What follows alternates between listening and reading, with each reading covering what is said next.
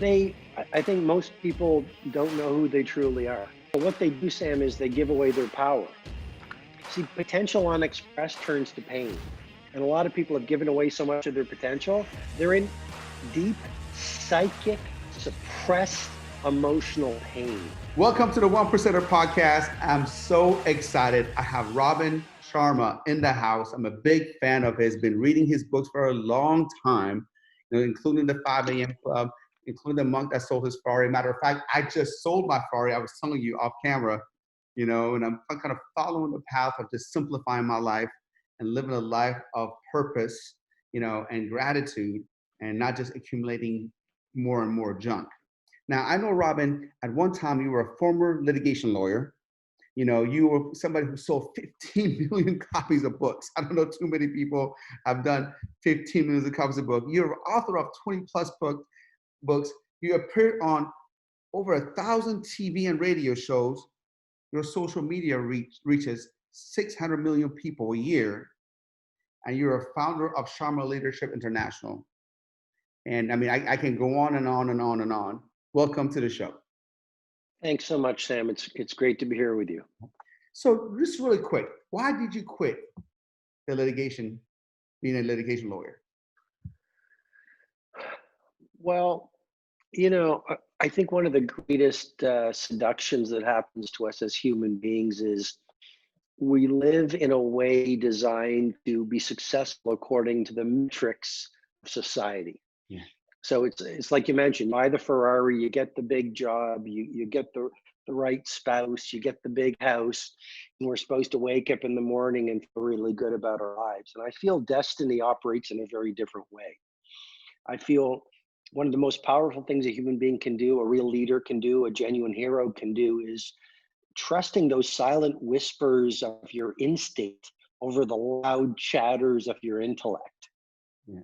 And I betrayed myself. I became a lawyer because the world around me said, you become a lawyer, you're going to get prestige and applause, and you're going to live a successful life. But what's the point of being successful and not being soulful? Yeah. And so I became a lawyer, and I'd wake up and I just felt empty. I felt empty. I didn't have any satisfaction. I'd wake up in the morning, look at the mirror, didn't really know or like the person I was. And so I went on a search, and I wrote about that search in the book you mentioned off camera, The Monk Who Sold His Ferrari, where I started to try to really understand my strengths, my values, my genuine ambitions, and my mighty mission.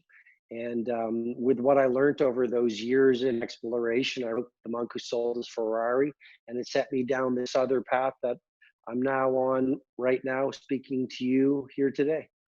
Now, was it part of your upbringing? Your parents told you that, hey, I know my parents, my mom, I was raised by a single mom, said, Sam, if you want to be successful, you have to be a doctor, lawyer, or engineer.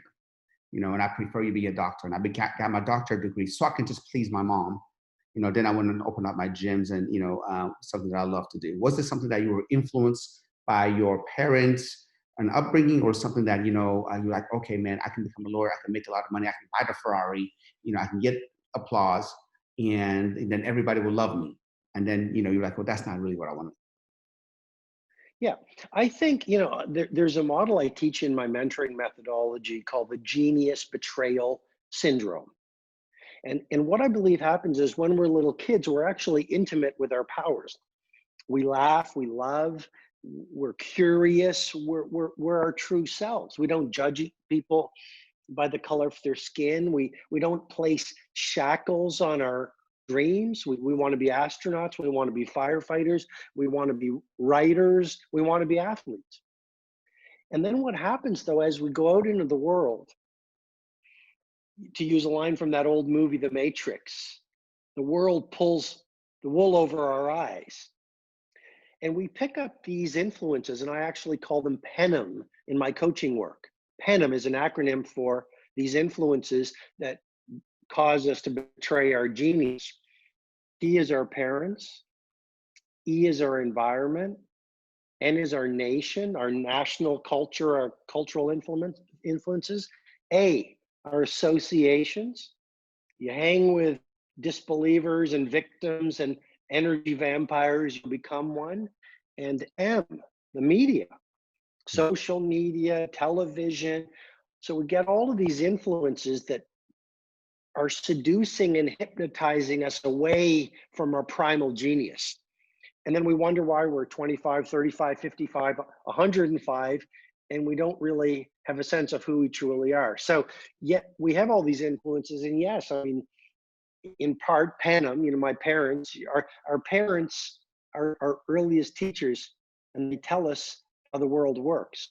And you're right. My parents said, become a doctor. My parents are amazing, but it was, they teach their programming, and it was become a doctor, become a lawyer, become an engineer, and we can wake up in the morning and sing kumbaya, and the world will be okay. And it just didn't work out for me like that. Me neither. Me neither. I'm so glad. Now let's talk about your 2020. What is that all about? So a little bit of context. My latest book is the 5 a.m. Club. Although I'm here working on my next book, this is the manuscript. I'm in deep isolation. I've been away from the world, and I think you're only you'll never do your best work if you're around other people. I think you really have to force yourself to get away, not only from technology, but from your usual responsibilities, your hometown, if you want to do your greatest work. But so my latest book is the 5 a.m. Club, and it's based on a methodology that I've taught to the billionaires and NBA stars and film stars that I've been mentoring for 25 years. Because fundamentally, I learned something. The way you begin your day sets up dramatically the way your day unfolds. And most of us, we wake up and we check email, we check notifications, watch the news, which activates cortisol, the fear hormone. And the Spartan warriors, who I admire, said it beautifully. They said, Sam, sweat more in training and you'll bleed less in war. And over time, working with these empire makers and history creators, I created this morning routine called the 20-20-20 formula that is a key part of the 5 a.m. Club book. And high level is the first 5 minutes, the first pocket from 5 to 5:20 is move. The second pocket from 5:20 to 5:40 is reflect. The third pocket of the 20-20-20 formula is from 5:40 to 6 o'clock, 20 minutes, learn or grow. So why do you have to move as soon as you wake up first thing in the morning? Look, I don't want to bore you, but it's found what happens if you just start sweating first thing in the morning.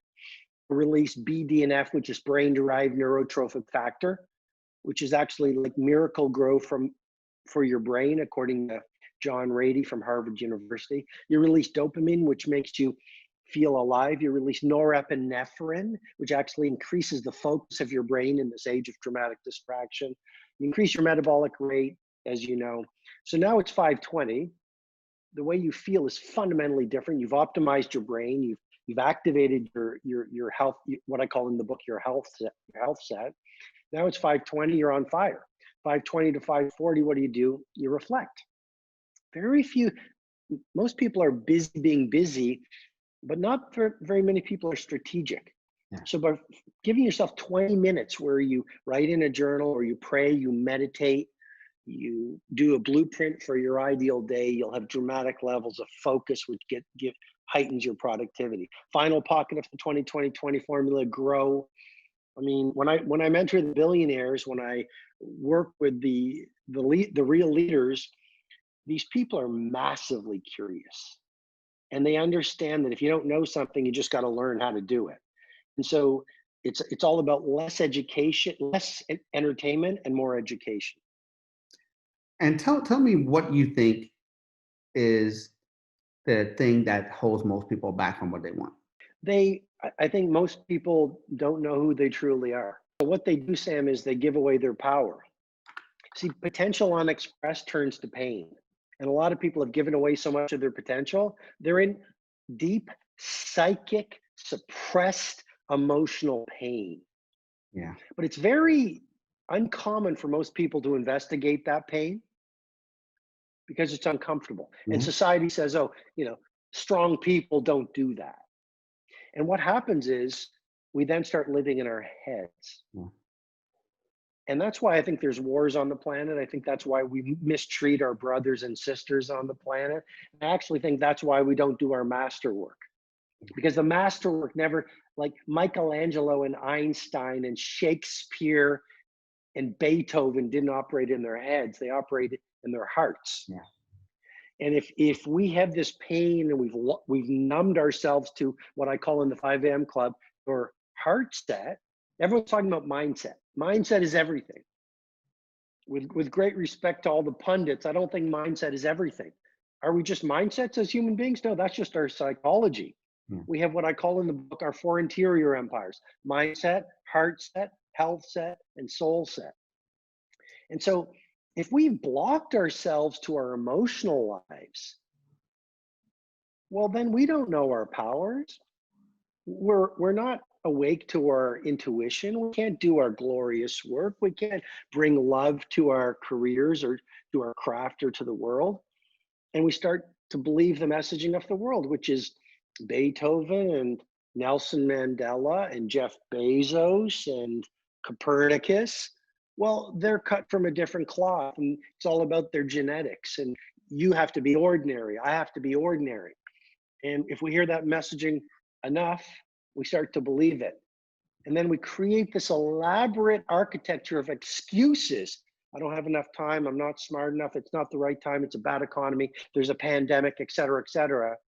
When we recite those excuses so many times, we actually reverse hypnotize ourselves into thinking they're true. And we live out an entire life that could be glorious, stuck in mediocrity, thinking that we can't have what we really want. And that's just the big lie, I think.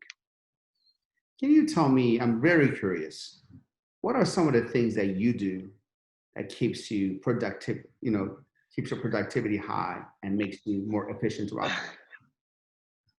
Well, I mean, if you look around where I am, I'm away from the world. I love that. I spend a lot of time away from the world. I do.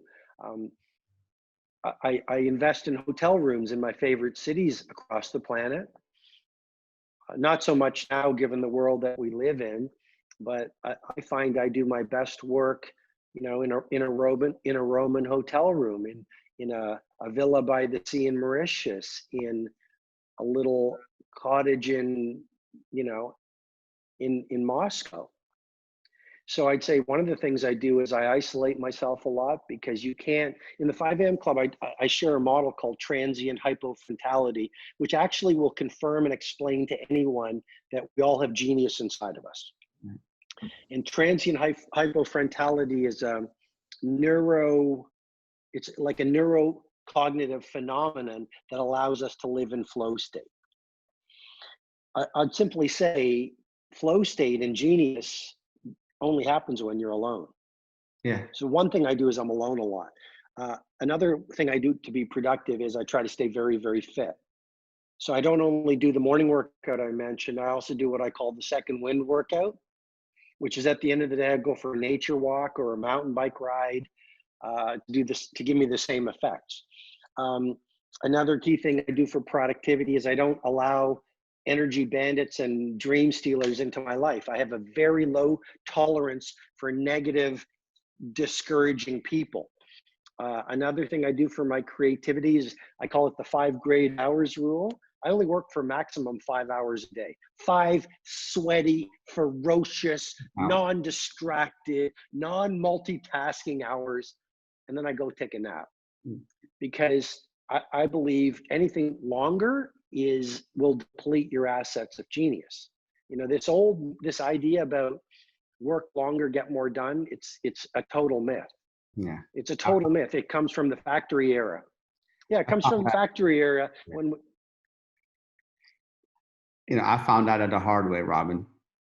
I say I'm a lot more productive when, like you said, when you work, you're hyper focused, and no distractions, no phone, no nothing. You just work, and then after that, you rest. It's kind of like same concept of building your body. It's not like you want to be in the gym all day, but you want to be in the gym. You want to hit it hard, then you want to rest and relax and make sure you can get the proper nutrients. Robin, I know you're working with some huge companies on leadership and training these elite companies on leadership. Can you elaborate on exactly what are you doing with them and how you're getting these companies to that next level? Sure, Sam. And if I may, I just want to say one more thing about productivity because it's such a key thing about what I teach. And the insight would be this: it's better to produce one masterwork than 1,000 mediocrities. So Love what I think most people do is they try to write 100 books, or they try to write 100 screenplays, or they try to start 55 businesses and have 1,000 friends. The secret of genius, and I'm not saying I'm a genius, I'm saying the secret of genius is purism. Yeah. The secret of legendary is do one or two things extremely well. Michelangelo spent 4 years doing the fresco of the Sistine Chapel, the ceiling. And so if you look at, J.D. Salinger, he wrote Catcher in the Rye and then didn't publish. He hardly published anything else after that. So to just do a few things, be patient, even if they take a few years, and then put your Taj Mahal out in the world, and the world will behold it for generations, and you won't have to work very hard. What do I do with the companies I work with, like Starbucks, Nike, NASA, or NASA is an organization, FedEx? I have a concept called lead without a title. And so I go into work with leadership teams, and I teach them the essence of elite performance leadership. You have a book titled that, don't you? Right. Yeah. The Leader Who Had No Title. But what I would say for your listeners across the world right now is simply leadership is simply the opposite of victimhood. And so what we do is we have sort of a cultural idea that a leader is a president or a prime minister, a CEO, or some kind of an empire maker. What I want to share with your listeners, along with the 5am Club methodology, which is a complete game changer, is that leadership is not about a title on a business card. Rosa Parks was a seamstress who changed the world. Look at the frontline workers right now. Right? There are sweet sweepers, there are grave diggers, there are pizza makers who do their work like Pablo Picasso painted. And I think, if the world would if each of us would do our own part and say, I'm not going to be a victim anymore. I'm not going to give away my power. I'm not going to wait for heroes to show up. I'm going to get up every day. I'm going to take care of my body. I'm going to take care of my mind. I'm going to take care of my heart. I'm going to take care of my emotions. I'm going to upgrade my craft. I'm going to take care of my family. I'm going to dial in on my values. I'm going to be the most brave, honest, decent, loving person in a world with too much hate. Well, then you'd be showing the leadership. And if you did that for 5 people that you interacted with every day, that would be 5 times 30, 150 people a month, times, let's say, 12. Now that's like roughly 2,000 people a year you'd be influencing. Over a decade, 20,000 people. That's pretty strong leadership influence. Yeah. I love it, man. I love it. Lead without the title. I love that whole concept. So when it comes to mindset, what separates those who do versus those who just want? Well, execution without ideation without execution is delusion. So mindset is great, but ideation without execution is delusion. Mindset means nothing without doing something. Fire and game. Yes. Yeah, I think we need to less talk, more do. Yeah. Let your actions sing your sermon for you. Right. And we live in a world. It's like, I'm going to do this. I'm going to build this company. I'm going to change the world. I'm going to be the most loving person. I'm going to run a marathon. And they don't do anything with it. So what I would say is optimize your mindset and then calibrate your performance. Yeah. And then, well, how do you do that, Robin? Talk is cheap. Yeah, talk is cheap. I agree with you. The greatness comes from doing things, but how do you become good at doing things? You do things. You've got a number on your hat, which is 1%. So there's a concept I teach called the micro wins, or the 1% victories.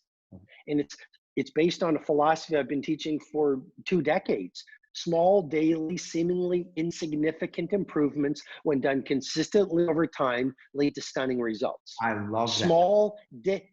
Small, daily, seemingly insignificant micro wins, 1% wins, when done consistently over time, build your confidence and create a psychological and emotional architecture of getting stuff done. Like, you want to be doing stuff every day so that you get so good at doing amazing things that you simply cannot do amazing things. I love that. I absolutely love that. I just think that it also can work the other way. Small, insignificant things that you do wrong can become disaster as well. You know what I mean? So you have to be really careful, to tip the way the right way. Because, I always tell people, you work out a little bit every day, you're not going to get it. You work out, a couple of times, for a week, you're not going to get in shape. You eat fast food for a week, you're not going to get out of shape. But if you do that consistently, then you're either going to get in shape, or you're going to be, out of shape and have bad health. And Well, I totally agree with that. no, go ahead. I'm sorry. Yeah. Well, it makes me think of Anita Roddick, the founder of the Body Shop. She said, if you think little things don't matter, try sleeping with a mosquito for an evening. Love that. And I mean, I really love the broken windows concept. Have you heard of the broken windows concept, Sam? I have not. To me, it's amazing. So there was a borough in New York, a lot of crime. And I don't know who the mayor was, but whoever it was that came in, maybe it was um, Ed Koch, I believe you pronounce his name. Forgive me if I miss, or maybe it was Giuliani. I don't know. But here's what they realized. They realized that the broken windows in the neighborhood, just little broken windows, gave people permission to start throwing litter on the streets, which then caused a disrespect for the community, which then caused crime to rise. And by simply making sure that there were less broken windows, and then related to that, remember they cleaned all the graffiti off the New York City subways, and all the people who were jumping over the turnstiles, those seemingly little violations were all cleaned up, and they cleaned out a lot of the crime in New York City. And I think that's a good metaphor. It's like, if you allow broken windows to infect your life, you start letting some negative people in. You start having a few more processed foods than usual. Not that any processed food's great. You start missing a few workouts. You start watching a few more violent TV shows. You're right. Those things also stack up into a tsunami of toxicity that destroy your life. Robin, I have two more questions. I know your time is very valuable, but this interview is more for me, and I want everybody just gets to listen to this, because I always wanted to interview you and pick your brain. I know you coach and mentor some of the most successful people in the world and companies. You've done so much for the world. But what are some of the traits that you see in the successful people? That common traits that you see that you can share with us. Well, first of all, I want to say thank you very much for what you just said. It means a lot to me. I really, I see myself as a humble servant, and if I've helped even a few people, that means the world to me. I stood in Nelson Mandela's prison cell 4 years ago, and the guide who walked over Robben Island had worked with Nelson Mandela, and I said, "Did you know him?" And he said, "Yeah, I served here for 8 years with him while he was an ANC prisoner." And I said, "What was Nelson Mandela like?" And this guide said, he was a humble servant. And I think, to me, the greatest leaders are humble servants. So what are the best leaders, or the qualities of the best? I think they shift from hubris to humility, and they never lose their white belt mentality. Because the great thing about a master is she never thinks she's a master. The moment you actually think you're a master, it's the beginning of the end. Yeah. Yeah. So that's one thing. Like, never let arrogance affect your mindset or your heart set. Second thing, the great ones are all masters of doing. They have a bias towards execution. Like, they are the people who say, "Oh, Sam, I'm going to send you this book," and they pull out their device or piece of paper and they make a note so that they send you the book. Very important, like they're very careful with their promise keeping. Third thing, a lot of the heavyweights on the planet, they understand that physical fitness is a game changer. Get more stamina, more cognitive bandwidth, more fire, more resilience. You just can work harder. Fourth, you walk into a billionaire's house and they don't go, "Look at my big TV." They say, "You want to see my personal library? Look at behind you." What's one of the first questions I asked you? Like, look at your library. So look at that. Education is inoculation against disruption. What else? The heavyweights, huge thing. They don't care what people think. I mean, I watch this. They don't care. It's like, your opinion is none of my business, and they just have I was watching this documentary on Conor McGregor, and he just doesn't care what people think about him. He just has this incredible self-confidence and vision for the future. And all of billionaires I've coached, all the athletes I've coached, all the titans of industry I've coached, they have a monomaniacal vision. And when people laugh at them, it just fuels them. Yeah. It just fuels them. What happens to most people? Oh, their big idea dies on the first interaction with a naysayer. Yeah. They get this idea for new business. They share it with their husband or wife, boyfriend or girlfriend. They get laughed at and they go, "Oh yeah, you're right. I guess I should, have another bag of chips." Yeah. What else? They're very daring. So they don't postpone their dreams, whether it's their business or their wealth or a lifestyle, to sometime in the future. They just go, "I could die tomorrow. So I better go take that adventure right now." And if you look at the world we're in right now, where there's a lot of lockdown and whatever, if you've put off your dreams, you don't get to travel that much anymore for now. You don't get to do a lot of things anymore for now. So it sort of validates the idea, which is, don't postpone your ethical ambitions to sometime in the future, because you might not get a chance to do them. Wow, that's great. I mean, great insight. Very, very good insight. Now, last question for you is, I know you're a big fan of, isolation, going away and doing your best work, and I love that. I thought I was weird because I always want to do that. I do that from time to time, maybe once or twice a year. I go a place for a week and stay by myself. What are some of the protocols? What do you look for in a place to stay? And also, how do you disconnect all of a sudden? It's so hard, because I tell you right now, because I believe that social media, phone, email is a new crack. And literally, like, I'm a person who pride myself into that. I can take or leave anything. I don't get addicted, but I tell you right now, this thing right here, it's been the hardest battle for me. And I think, everyone else can agree as well. Yeah, and I'm smiling because there's the notifications going off in the background just when we started this part of the conversation. The universe has a hilarious sense of humor. And what I'm trying to say is this: digital distraction is the new crack, Sam. It is. And there's lots of science to back it up. Yeah. It's a dopamine loop. It's every time you check a notification, every time you pick up your phone and check for an email, check for a text, check for a like, your brain is dispensing a shot of dopamine. And I think this is really important. The way dopamine works is like, it creates pleasure and excitement.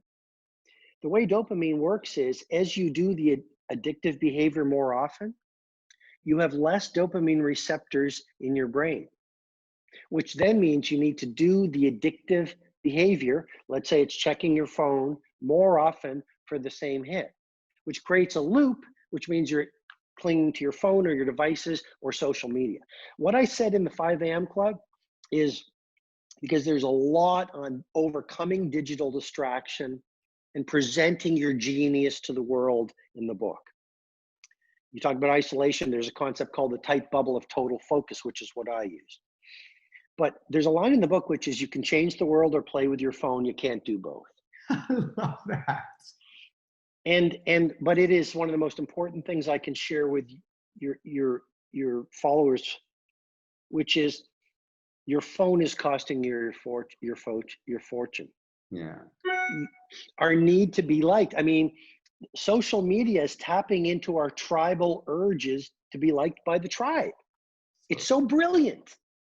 So yes, the antidote to distraction and mediocrity is isolation.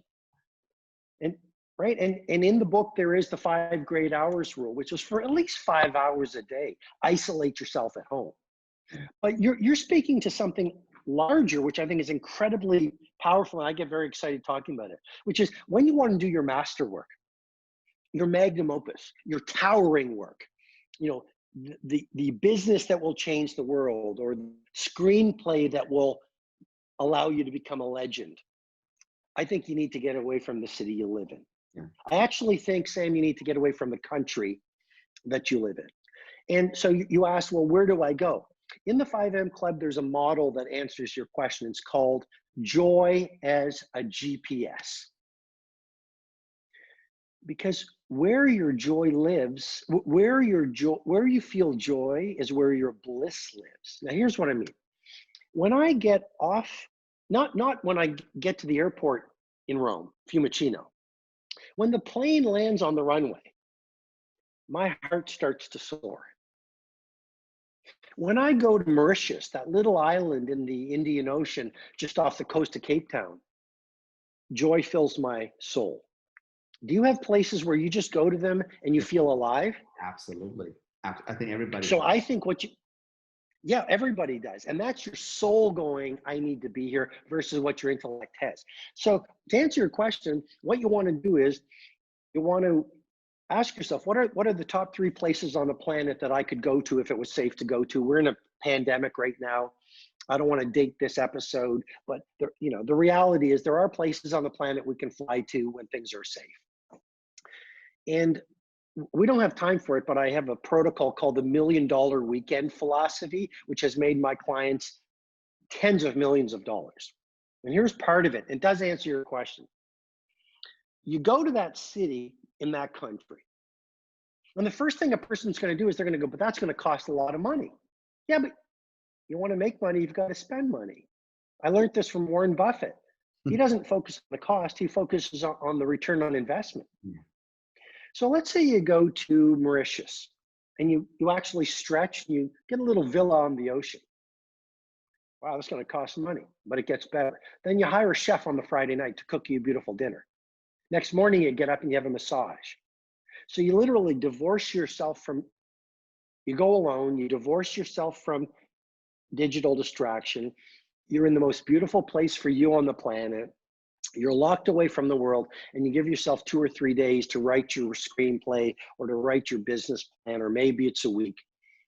You're going to spend money, but what you will access in terms of your genius, Yes, will pay for that seaside cottage 100 times if you run the protocol right.